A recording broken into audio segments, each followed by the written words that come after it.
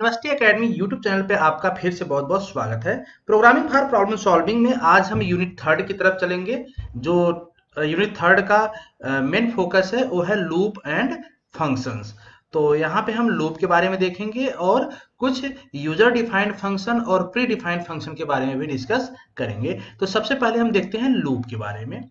Loop को हम iteration नाम से जानते हैं, तो लूप कहें या इटरेशन कहें, लूप एंड इटरेशन हम एक साथ कह सकते हैं कि लूप और इटरेशन दोनों सेम चीज है। तो किसी किसी बुक में इटरेशन के नाम से जाना जाता है और किसी किसी बुक में लूप के नाम से कहा जाता है।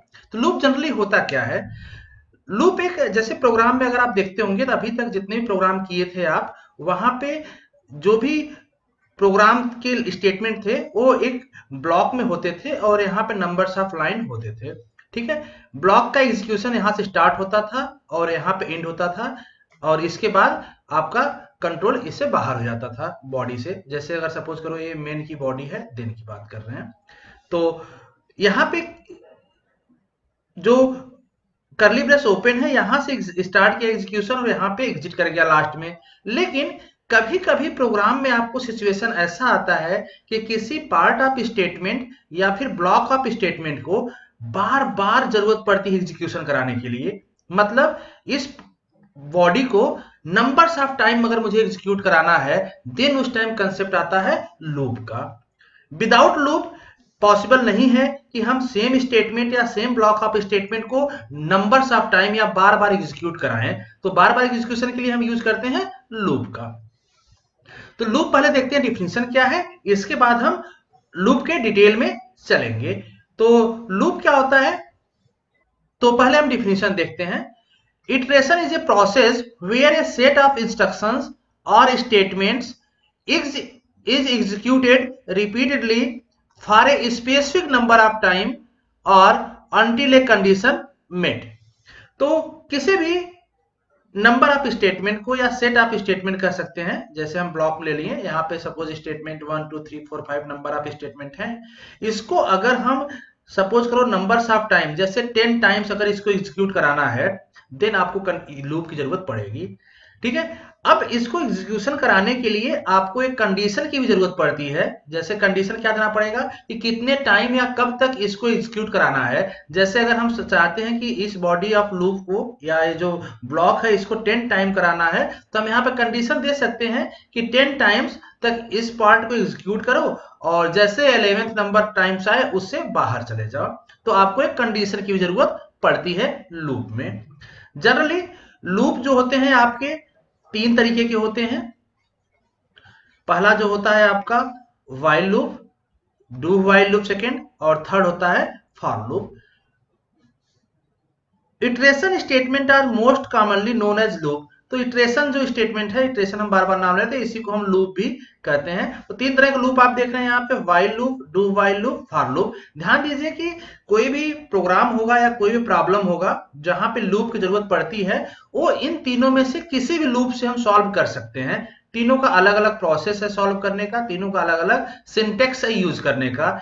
अब इसमें आप जिसमें कंफर्टेबल है, व्हाइल लूप में कंफर्टेबल है तो व्हाइल लूप से सेम प्रोग्राम बना सकते हैं, डू व्हाइल में कंफर्टेबल है तो डू व्हाइल से बना सकते हैं, फॉर लूप से में कंफर्टेबल है तो फॉर लूप से बना सकते हैं। लेकिन इन तीनों में सबसे इजी होता है इंप्लीमेंट करना फॉर लूप। तो 1 बाय 1 तीनों लूप को देखेंगे। बेसिक हम अभी देखते हैं इसके क्लासिफिकेशन को। ये 3 लूप आपके हैं। इन 3 लूपों को 2 क्लासिफिकेशन में डिवाइड किया जाता है। पहला है आपका एंट्री कंट्रोल लूप, दूसरा होता है exit control loop. Entry control और एग्जिट कंट्रोल लूप क्या होते हैं, इसको समझने के लिए आपको थोड़ा सा डेप्थ में चलना पड़ेगा। देखिए यहाँ पे ए लूप कंसिस्ट 2 पार्ट। कोई भी लूप हो, आइदर व्हाइल लूप हो, डू व्हाइल लूप हो, फॉर लूप हो, वो लूप कंसिस्ट करेगा मेजर तौर पे 2 पार्ट। पहला पार्ट हम कहते हैं बॉडी ऑफ लूप और एक सेकेंड पार्ट होता है जिसको हम कहते हैं कंट्रोल स्टेटमेंट। मीन्स एक तो आपका होगा कंट्रोल स्टेटमेंट एंड दूसरा होता है आपका बॉडी ऑफ लूप। बहुत ध्यान समझिएगा, फिर आपका पूरा लूप का फंडा क्लियर हो जाएगा। जो कंट्रोल स्टेटमेंट होता है इन जनरल इसको हम कंडीशन कहते हैं। मींस किस कंडीशन तक आपका लूप चलेगा। और बॉडी ऑफ लूप जो होता है वो जनरली ओपन कर्ली ब्रेस और क्लोज कर्ली ब्रेस के बीच में नंबर्स ऑफ स्टेटमेंट ले सकते हैं, इसी को हम कहते हैं बॉडी ऑफ लूप। ठीक है, तो जैसे फॉर एग्जांपल जैसे हमने ले लिया यहाँ पे एक कंडीशन ले लिया यहां से करके कि आई इज इक्वल टू हमने 0 लिया यहाँ पे, अब ले लिया आई इज लेस देन 10। ठीक है, और इसके बाद हमने यहाँ पे एक इसका ब्लॉक दे दिया। तो कहने का मतलब कि जो ये वाला पार्ट है इसको हम कहेंगे कंट्रोल स्टेटमेंट, और इसके जस्ट नीचे जो आपका opening curly brace closing curly brace के बीच में नंबर ऑफ स्टेटमेंट, इसको कहते हैं बॉडी ऑफ लूप। ठीक है, तो control statement body of loop आप समझ गए होंगे। इसी दोनों के बेस पे दो तरीके के क्लासिफिकेशन होते हैं लूप के, पहला होता है एंट्री कंट्रोल लूप, दूसरा होता है एग्जिट कंट्रोल लूप। क्या होता है दोनों देखिएगा। जैसा मैंने बताया कि किसी भी लूप में दो पार्ट इंपॉर्टेंट होते हैं, पहला आपका होता है कंट्रोल स्टेटमेंट, दूसरा होता है बॉडी ऑफ लूप। तो एंट्री कंट्रोल लूप कब कहते हैं हम? Entry control loop condition check before the execution of body of loop, मतलब कि पहले कंट्रोल स्टेटमेंट आए उसके बाद अगर बॉडी ऑफ लूप आता है देन इस सिनारियो को हम कहते हैं एंट्री कंट्रोल लूप। जैसे इस सिनारियो हमने दिया कि पहले हमने ले लिया यहाँ पे कंडीशन और कंडीशन के बाद प्रोग्राम में हमने बॉडी ऑफ लूप दिया, तो ये सिनारियो बन जाएगा entry control loop. Entry control loop से मतलब है कि पहले आपका कंडीशन चेक करेगा, अगर कंडीशन ट्रू होगा तभी इस बॉडी ऑफ लूप में जाएगा, अदरवाइज बॉडी ऑफ लूप में नहीं जाएगा। तो एग्जांपल के तौर पे व्हाइल लूप और फॉर लूप, हमने तीन तरीके के लूप आपको बताया, while loop, do while loop, for loop. तो उसमें से जो व्हाइल लूप और फॉर लूप होते हैं एक इस टाइप के होते हैं एंट्री कंट्रोल लूप, मतलब यहाँ पे कंडीशन पहले चेक होगा उसके बाद बॉडी ऑफ लूप में आएगा, ये सिनारियो फॉलो करेगा। सेकेंड टाइप ऑफ लूप जो होता है exit control loop. Exit control loop condition is checked after the execution of body of loop, for example do while loop. अब एग्जिट कंट्रोल लूप में क्या होता है कि पहले बॉडी ऑफ लूप को एग्जीक्यूट कर लेगा, मींस बॉडी ऑफ लूप इस तरह से हो जाएगा, पहले बॉडी ऑफ लूप आ जाएगा, इसके बाद इसके नीचे यहाँ पे आएगा कंडीशन। तो यहाँ पे देखेंगे कि आप क्या होगा कि पहले यहां से स्टार्ट किया तो पहले बॉडी ऑफ लूप एग्जीक्यूट कर लेगा, उसके बाद कंडीशन चेक करेगा। तो ये सिनारियो क्या बनेगा, बॉडी ऑफ लूप पहले आ जाएगा, कंट्रोल स्टेटमेंट बाद में आएगा। अगर ऐसा सिनारियो होता है तो उसको हम क्या कहते हैं, एग्जिट कंट्रोल लूप। एग्जांपल के तौर पे डू व्हाइल लूप जो हम डिटेल में देखेंगे, तो डू व्हाइल लूप आपका एग्जिट कंट्रोल लूप की ही कैटेगरी में आता है। अब हम क्या करते हैं कि वन बाय वन एक एक लूप को देखते हैं, जो हमने तीन लूप बताया यहाँ पे, while loop, do while loop, for loop, और तीनों लूप को डिटेल में हम समझेंगे विथ एग्जांपल, जिससे कि आपको लूप का टोटली फंडा क्लियर हो जाए। तो चलते हैं हम व्हाइल लूप पे। ये देखिए व्हाइल लूप है,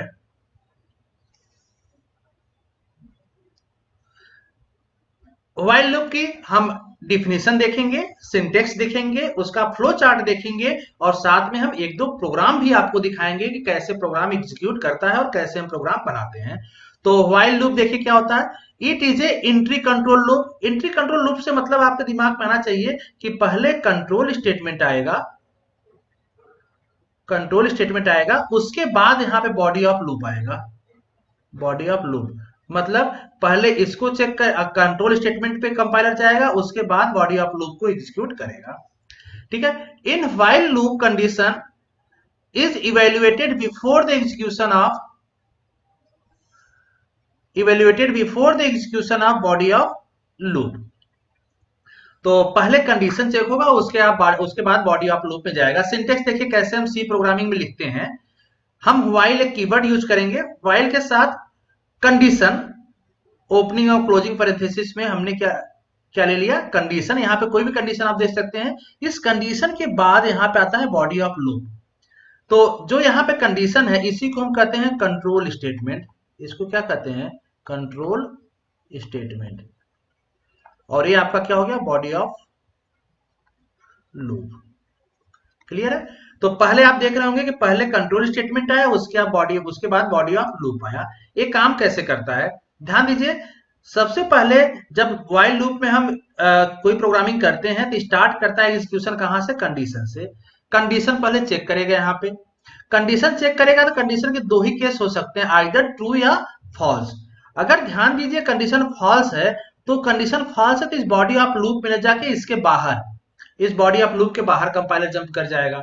अगर कंडीशन ट्रू है, ठीक है, ट्रू है तो कहाँ आएगा, बॉडी ऑफ लूप पे। बॉडी ऑफ लूप में जो भी स्टेटमेंट होगा उसको एग्जीक्यूट करेगा। एग्जीक्यूट करने के बाद फिर से कहाँ पे आ जाएगा, फिर से कंडीशन पे आ जाएगा। और फिर अगर कंडीशन ट्रू है तो फिर से स्टेटमेंट इसी बॉडी ऑफ लूप में आएगा।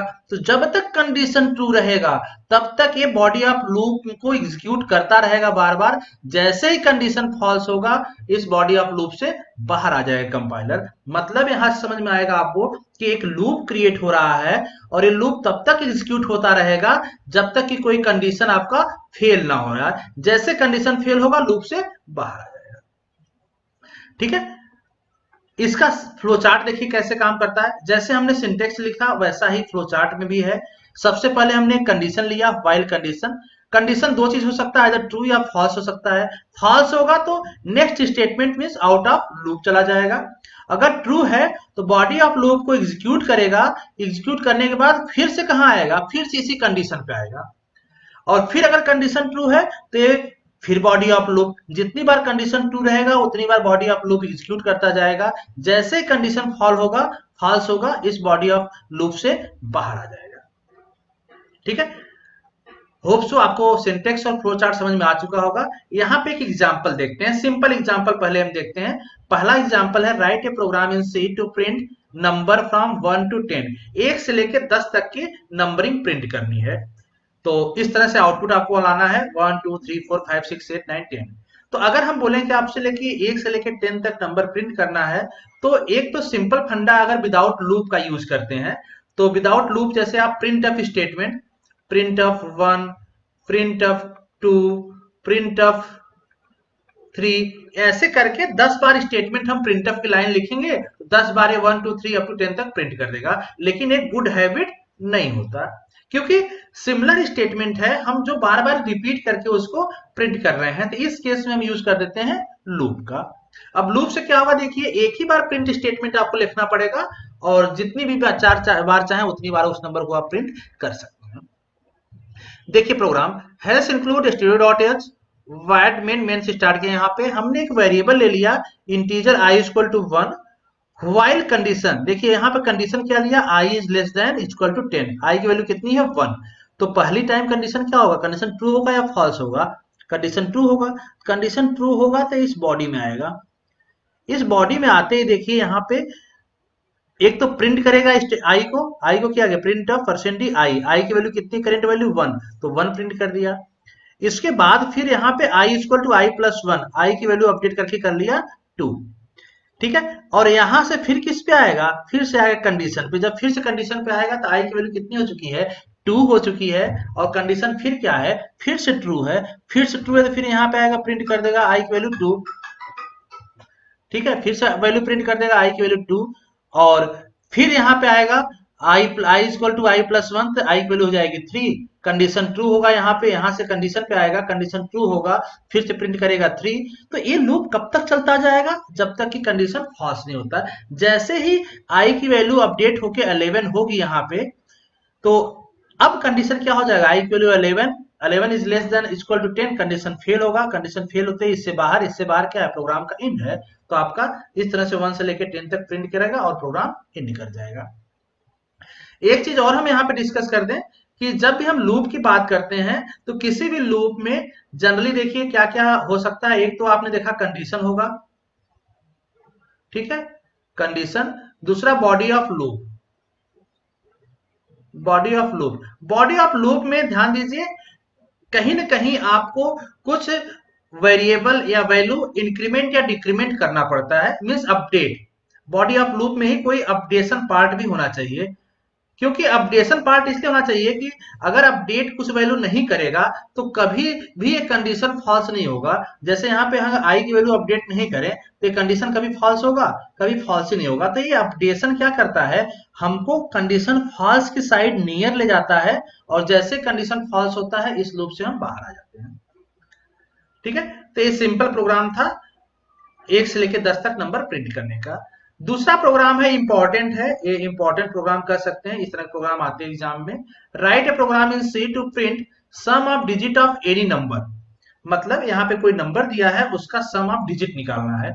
जैसे फॉर एग्जांपल हम लेते हैं 512, तो 512 का सम ऑफ डिजिट कितना होता है 8, मीन्स 5 प्लस 1 प्लस 2, तो सम ऑफ डिजिट कितना होगा 8, तो 8 आंसर आना चाहिए। ऐसे ही सपोज हमने 125 एंट्री लिया इनपुट में नंबर, तो इसका सम ऑफ डिजिट क्या होगा 1 प्लस 2 प्लस 5, इसका भी हो जाएगा 8। ठीक है, 1 2 212 अगर हमने लिया, 212 हमने लिया इनपुट में, तो इसका हो जाएगा सम ऑफ डिजिट 5। तो हमको प्रोग्राम ऐसा बनाना है कि जो भी हम नंबर इनपुट करें उसका सम ऑफ डिजिट निकाल ले, मीन्स उसका सम ऑफ डिजिट जो भी हो उसको रिजल्ट दे दे। तो इसको लूप के तरीके से, हम लूप से कैसे बनाएंगे, हम ध्यान दीजिए किसी भी लूप से बना सकते हैं, फॉर लूप से भी बना सकते हैं, व्हाइल से भी बना सकते हैं, डू व्हाइल से बना सकते हैं, लेकिन हम यहाँ पे डू व्हाइल, यहाँ पे हम व्हाइल लूप का कंसेप्ट पढ़ रहे हैं, तो हम इसको व्हाइल लूप से बनाने की कोशिश करते हैं। देखिए कैसे बनेगा, बहुत ध्यान समझिएगा। यहां तक तो आपको क्लियर होगा। हेडर फाइल हमने इंक्लूड कर लिया stdio.h, वाइड मेन के अंदर हमने वेरिएबल लिया एक n वेरिएबल हमने लिया नंबर इनपुट लेने के लिए, और एक हमने लिया सम इक्वल टू वैल्यू हमने इनिशियलाइज कर लिया 0, और एक हमने लिया रिमाइंडर। ध्यान दीजिएगा, जब हम इसको सम ऑफ डिजिट करेंगे तो क्या प्रोसेस अप्लाई करेंगे, आप खुद अगर सोचेंगे तो आपको समझ में आएगा कि हम सपोज कोई नंबर दिया है तो उसके हम सम ऑफ डिजिट कैसे करें। सम ऑफ डिजिट के लिए सिंपल तरीका क्या होता है कि हम जो भी नंबर इनपुट लें, जैसे हमने 212 लिया, अगर 212 का मॉडुलस हमने 10 कर लिया, तो इसकी वैल्यू यहाँ पे कितनी आ जाएगी 2 आ जाएगी। तो आप देखेंगे कि जो लास्ट डिजिट था, लास्ट डिजिट यहाँ अलग हो चुका है। ऐसे ही फिर अलग करने के बाद अगर 212 को हम 10 से डिवाइड कर दें, 10 से डिवाइड कर दें तो इसकी वैल्यू कितनी आ जाएगी, 10 से डिवाइड करते टाइम इसकी वैल्यू आ जाएगी 21। तो हमने 2 को अलग किया और यहाँ पे 21, 212 को रिड्यूस करके 21 बना दिया। फिर 21 को अगर हम 10 से मॉडुलस लें तो यहाँ पे रिजल्ट क्या आ जाएगा 1। तो आप देखेंगे ए वाला डिजिट अलग हो गया, और 21 को अगर 10 से डिवाइड कर दें तो वैल्यू आ जाएगा 2, मतलब यहाँ पे लास्ट डिजिट ए वाला डिजिट आ गया। ऐसे ही हम सारे डिजिट को अलग करके उसको सम कर सकते हैं, तो सम ऑफ डिजिट निकल सकता है। तो चलिए यहाँ पे हम प्रोसेस देखते हैं प्रोग्राम के थ्रू, फिर आपको और क्लियरली समझ में आ जाएगा। तो हमने कुछ वेरिएबल लिया, एक n लिया, सम लिया, एक रिमाइंडर के लिए ले लिया। Print of enter the number, हमने एक मैसेज प्रिंट कर दिया। जो हमने इनपुट लिया वो किसके पास स्टोर कर दिया, n के पास। सपोज हमने ले लिया 312, ठीक है, 312 हमने इनपुट ले लिया n के पास, तो n की वैल्यू कितनी होगी 312। अब देखिए यहाँ पे कंडीशन क्या ले रहा है, while n is greater than 0, n की वैल्यू कितनी है 312, कंडीशन क्या हो रहा है ट्रू। कंडीशन ट्रू हो रहा है तो किस में आएगा, बॉडी ऑफ लूप में आएगा। बॉडी ऑफ लूप में सबसे पहला कैलकुलेशन किया हुआ रिमाइंडर का, रिमाइंडर यहाँ पे वेरिएबल हम डिक्लेयर कर रखा था। अब रिमाइंडर इक्वल टू कितना हो जाएगा, यहाँ पे remainder equal to n modulus 10, मतलब n की वैल्यू कितनी है 312 मॉडुलस 10, तो वैल्यू कितना आ जाएगा 2 आएगा, क्योंकि 312 में अगर रिमाइंडर निकालोगे 10 का तो कितना आएगा 2 ही तो आएगा। अब हमने सम निकाल लिया, sum equal to sum plus remainder, तो सम की वैल्यू कितनी, देखिए सम की वैल्यू 0 इनिशियलाइज कर रखा है, 0 प्लस 2 इक्वल टू 2, तो सम की करंट वैल्यू कितनी हो गई 2। इसके बाद अब हम देखिए n को रिड्यूस कर रहे हैं, n की वैल्यू कितनी थी 312, अब हम लास्ट डिजिट हम यहां से डिस्कार्ड करेंगे। तो डिस्कार्ड करने के लिए क्या होगा, अगर हम ऐसे लिख लें n equal to n divide by 10, तो क्या हो जाएगा 312 डिवाइड बाई 10 इक्वल टू 31। ध्यान दीजिए यहाँ पे क्यों 31 आ रहा है, क्योंकि हम सारा काम इंटीजर में कर रहे हैं, तो फ्लोट पॉइंट पे नहीं जाएगा, जो इंटीजर पार्ट होगा उसी को लेगा, तो 31 आ जाएगा यहाँ पे। अब देखिए n की वैल्यू यहाँ पे अपडेट हुई, कितनी हो गई 31। स्टार्टिंग में n की वैल्यू कितनी थी 312, तो वैल्यू अपडेट हुई ना, और ये अपडेट होते होते कहां जा रही है, वैल्यू रिड्यूस हो रही है, तो कहीं ना कहीं जाके यहाँ पे कंडीशन फॉल्स करेगी। जब कंडीशन फॉल्स करेगी बॉडी ऑफ लूप से बाहर हो जाएंगे। अभी फिलहाल n की वैल्यू कितनी 31, अब यहाँ पे n की वैल्यू 31 आएगा, कंडीशन क्या मिलेगा 31 इज ग्रेटर देन 0, कंडीशन फिर से ट्रू है, तो फिर इसी बॉडी ऑफ लूप में आएगा, फिर से कैलकुलेट करेगा आपका रिमाइंडर, तो रिमाइंडर इक्वल टू 31 मॉडुलस 10 कितना आ जाएगा 1, और सम इक्वल टू क्या हो जाएगा, सम की ओल्ड वैल्यू प्लस रिमाइंडर, तो सम की ओल्ड वैल्यू कितनी थी 2, तो हो जाएगा 2 प्लस 1 इक्वल टू 3, सम की वैल्यू हो गई 3। इसके बाद n को अपडेट करेगा, तो n की वैल्यू n बाई 10, n की वैल्यू कितनी लिया था हमने 31, तो 31 बाई 10 करेंगे तो वैल्यू आ जाएगा 3। ठीक है, अब आपके पास अपडेटेड क्या हो गया, अपडेटेड सम की वैल्यू है 3, n की वैल्यू है आपकी 3। अब इस 3 को फिर से यहाँ पे आएगा कंपाइलर, फिर से आएगा लूप में, तो n की वैल्यू कितनी है 3, 3 is greater than 0, condition true, condition true, तो फिर से यहाँ पे बॉडी ऑफ लूप में आएगा, फिर से बॉडी ऑफ लूप में आएगा तो रिमाइंडर की अपडेटेड वैल्यू फिर से क्या हो जाएगी 3 मॉडुलस 10 इक्वल टू 3, क्योंकि 3 का रिमाइंडर अगर किसी भी नंबर का रिमाइंडर अगर किसी ज्यादा वैल्यू ले रहे हैं तो सेम वैल्यू आपका रिमाइंडर में आएगा। ठीक है, तो रिमाइंडर की वैल्यू आ गई 3, अब सम की वैल्यू निकालिए, सम इक्वल टू सम की ओल्ड वैल्यू, सम की ओल्ड वैल्यू कितनी है देखिए यहाँ पे 3, 3 प्लस रिमाइंडर, रिमाइंडर की वैल्यू कितनी है 3 इक्वल टू 6, तो सम की वैल्यू हो गया 6, और n की वैल्यू कितनी हो जाएगी, n की वैल्यू कितनी थी 3, 3 डिवाइड बाई 10, 3 डिवाइड बाई 10 करोगे तो यहाँ पे वैल्यू कितनी आ जाएगी 0, मतलब कि डिवाइड करने पे एक भी टाइम्स यहाँ पे नहीं जाएगा, तो n की अपडेट होकर वैल्यू कितनी होगी 0। अब जब फिर से यहाँ से कंडीशन पे आएगा तो देखिए कंडीशन जब आएगा तो आपको दिखेगा n की वैल्यू कितनी है 0 हो चुकी है, 0 is greater than 0, condition false, condition false, तो इस बॉडी ऑफ लूप से बाहर, बॉडी ऑफ लूप से बाहर आके यहाँ पे क्या हो जाएगा print of sum of digit equal to percentage sum, sum की वैल्यू को प्रिंट कर देगा, तो आउटपुट कितना आ जाएगा आपका 6 आ जाएगा। ऐसे ही अगर आप इनपुट 512 लेते हैं तो आप सेम प्रोसेस से देखेंगे तो आपका आउटपुट कितना आ जाएगा 8 आ जाएगा। तो ये व्हाइल लूप का एग्जांपल था, आप इसको प्रोग्राम रन भी कर सकते हैं, इजीली आपको समझ में आ जाएगा। ठीक है, तो आज के लिए इतना ही करते हैं, नेक्स्ट लेक्चर में हम दूसरे लूप की बात करेंगे जो है आपका डू व्हाइल लूप। काफी इंपॉर्टेंट है डू व्हाइल लूप भी, क्योंकि व्हाइल और डू व्हाइल लूप में डिफरेंस भी आपसे पूछा जाता है कभी कभी, तो यहाँ पे आपने व्हाइल लूप देख लिया, नेक्स्ट लेक्चर में देखिए डू व्हाइल, फिर आपको डिफरेंस भी समझ में आ जाएगा। ध्यान दीजिए सेम प्रोग्राम हम किसी भी लूप से कर सकते हैं, फॉर लूप से भी कर सकते हैं, व्हाइल लूप से कर सकते, डू व्हाइल से भी कर सकते हैं। चलिए एक एग्जाम्पल और करते हैं व्हाइल लूप से। अभी हमने एग्जांपल देखा सम ऑफ डिजिट का व्हाइल लूप से, अब हम यहाँ पे देखेंगे write a program to find factorial of any number, कोई भी नंबर आप देंगे उसका फैक्टोरियल निकालना है, हम यहाँ पे व्हाइल लूप का यूज करके बनाएंगे। देखिए व्हाइल लूप का यूज करके कैसे बनाते हैं। फैक्टोरियल आपको पता है फैक्टोरियल क्या होता है, जैसे सब अगर फैक्टोरियल देखें तो 4 का फैक्टोरियल क्या हो जाता है 4 multiply by 3 multiply by 2 multiply by 1 equal to 24। तो जिस भी नंबर का हम फैक्टोरियल निकालेंगे उस नंबर से लेके लेस करते चलेंगे 1 तक, सारे नंबर का हम मल्टीप्लाई करेंगे, वही आपका आ जाता है फैक्टोरियल। ठीक है, तो चलिए हम प्रोग्राम से देखते हैं प्रोग्राम से कैसे बनता है फैक्टोरियल का, प्रॉब्लम सॉल्व कैसे होता है।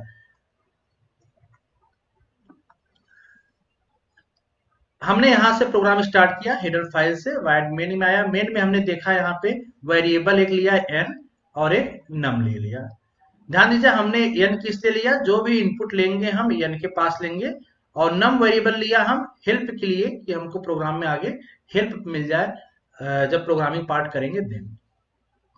हमने एक लॉन्ग फैक्ट लिया, लॉन्ग टाइप का वेरिएबल ले लिया, जिसकी जो फैक्ट लिया जहां पे हम रिजल्ट स्टोर करेंगे, जो फैक्टोरियल में रिजल्ट आएगा वो हम स्टोर कहां करेंगे इस फैक्ट के पास। इनिशियलाइज कर लिया इसकी 1 से, 1 से क्यों कर रहे हैं, क्योंकि किसी भी नंबर मिनिमम फैक्टोरियल 1 आएगा, अगर 0 का भी फैक्टोरियल निकालते हैं 0 का फैक्टोरियल क्या आता है 1 होता है, तो इसलिए फैक्टोरियल की इनिशियल वैल्यू हम लेकर चल रहे हैं 1, 1 तो एटलीस्ट आएगा।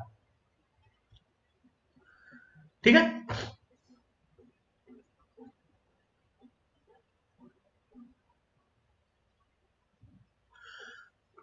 Print of enter the number, आपसे एक नंबर मांगेगा इस तरह से, जैसे स्क्रीन है, आपने सपोज एंट्री किया 4, तो n के पास वैल्यू पहुंच गई 4, देखिए यहाँ पे n के पास स्कैन अप किया तो n की वैल्यू हो जाएगी 4। अब जो n के पास वैल्यू आई थी उसको हम num के पास स्टोर कर रहे हैं, मतलब अब num के पास भी जो हमने हेल्प के लिए वेरिएबल लिया था इसकी वैल्यू कितनी हो जाएगी 4, तो n की वैल्यू 4 है, num की वैल्यू भी 4 है, क्योंकि यहाँ पे जो n की वैल्यू थी उसको हमने किसको दे दिया num के पास असाइन कर दिया।